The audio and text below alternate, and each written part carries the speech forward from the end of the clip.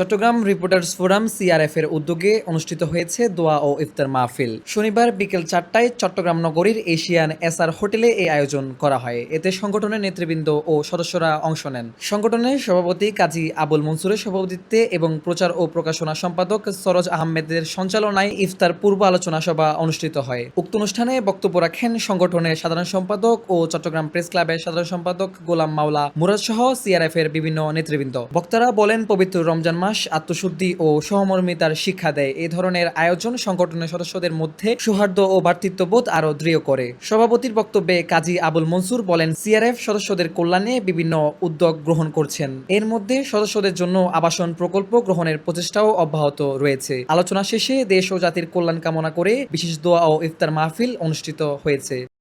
News desk, Chittagong সংবাদ প্রতিদিন।